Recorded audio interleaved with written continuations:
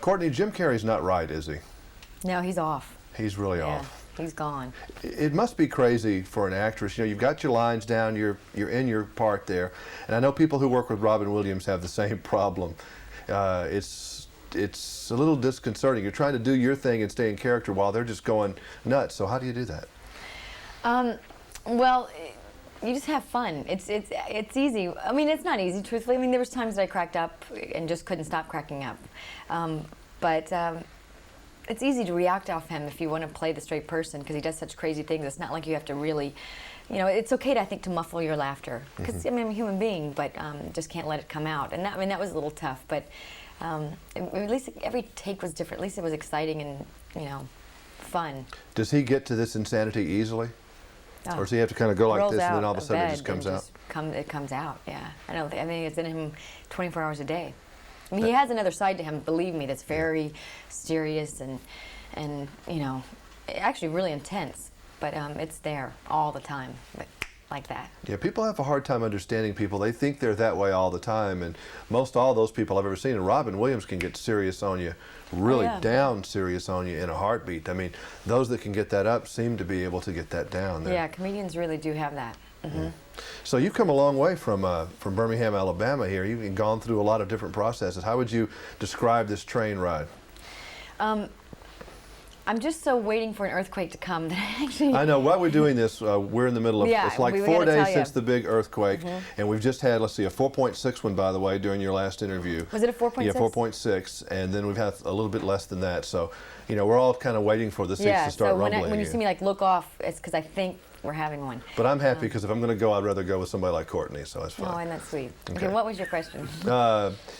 How would you describe the road that you've been on since Birmingham? Is it a straight road, crooked road, bumpy road? What? No, I think it was pretty straight, and then it got a little bumpy, and then it's kind of going straight again. I think that I left Birmingham, not sure what I was going to do, moved to New York, started studying acting, studied to lose my accent, did some commercials, got into acting, and it really went. It was exciting. I mean, I probably had no business going where I was going at the beginning, and then I learned the whole time. And then, you know, I tried to veer off a little bit from television. It got a little bumpy, and you know, I think it's kind of getting good again. Yeah, I had to get focused. I had to like catch up to what I was doing.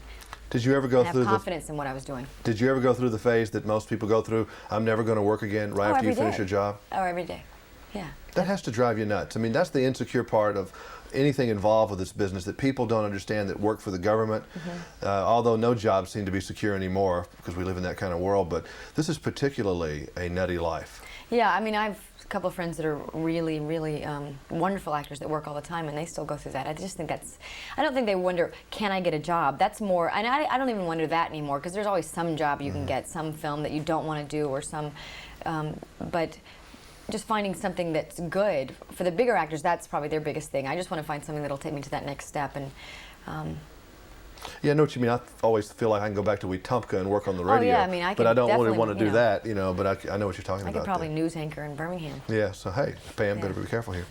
You have some animal stories, I think. Now, you're in some romantic scene with Ace Ventura, pet detective, in the middle of a menagerie. What was that like, shooting something like that? I'm so petrified of animals that it was the worst scene I had in the movie. It really was. I mean, I love scene with Jim is easy. He's a good friend of mine, and that wasn't a hard part. And it's really comical.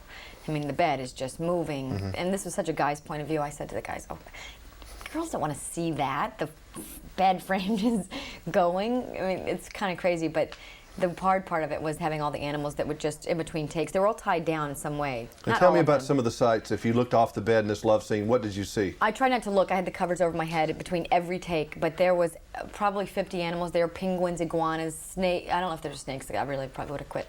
But there were monkeys. Squirrels.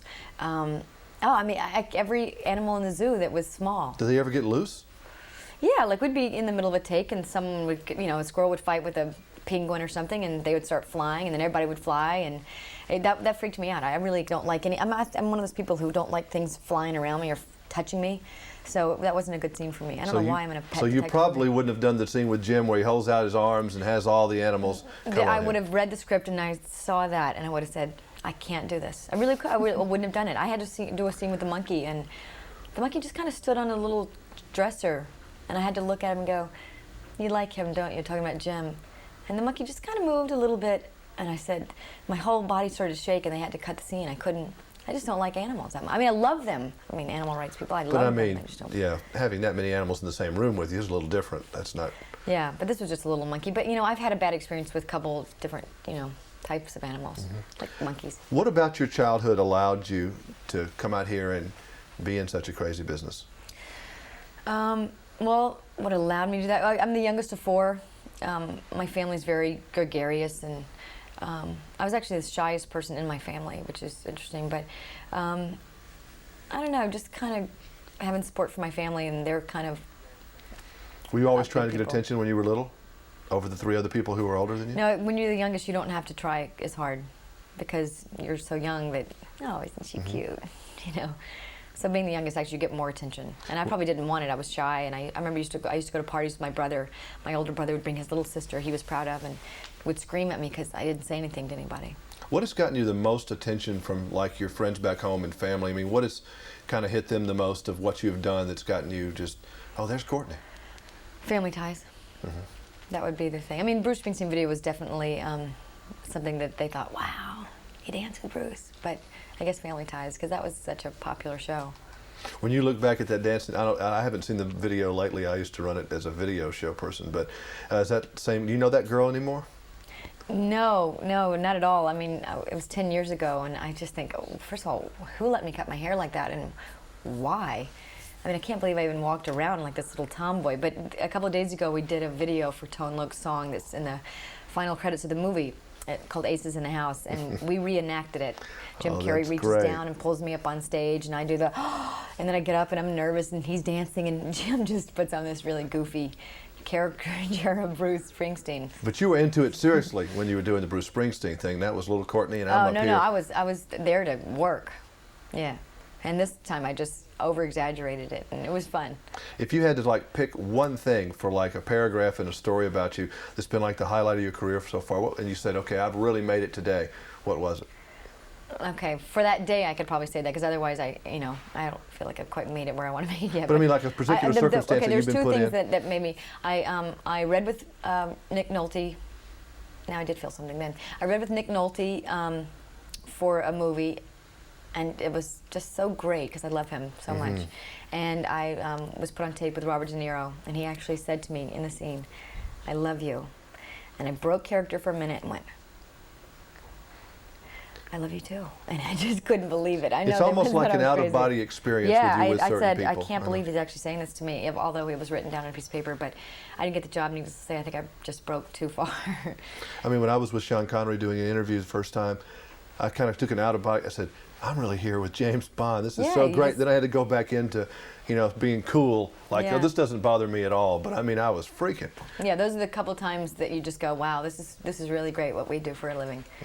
Do you have like a battle plan that you live under? Is every couple of months you say, okay, I've got some goals that I need to set? Or are you just kind of like a tumbling snowball? More like a tumbling, whatever that last word you said. Snowball, yeah. Snowball, yeah. I'm going to try to get a little more.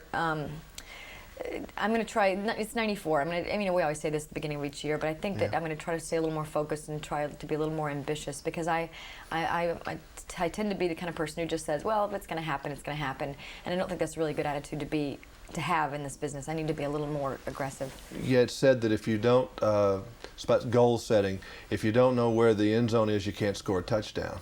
Right, I'm going to find that end zone this year. And, we kind of find ourselves all being pulled in a lot of different directions, but it's hard to make a plan, because basically it goes back to the fact that you're not in control of anything you do, really, are you? Not really, but you can be in control of staying on top of people to get your auditions and then really work on those. And, you have a little bit of control, but not a lot. You're right. Have you gone through the phase, or maybe you're still in it, I don't know, is this your work or is this your life? It's my work. Has it ever been your life where you were so obsessed with it 24 hours a day when you got up in the morning and went to bed at night? And I wonder if that's a part of the reason why I haven't gotten further. I don't know. No, I've a wonderful life, and this is my work. And that's great. That's how it should be, but some people just get so possessed with whatever it I is. probably could use a little bit of a in I know what between. you mean, me too. It was bit. great seeing you. I love this movie. It was funny, nice isn't to go to a movie and laugh, because I've seen so many serious movies lately. Yeah. I was getting a little down. So this is total insanity, and it's fun. Yeah. And you look great. Thank you. Thank you. Thanks. Bye-bye. Good interview. Thank you. Yes, great questions. You're so Thank you.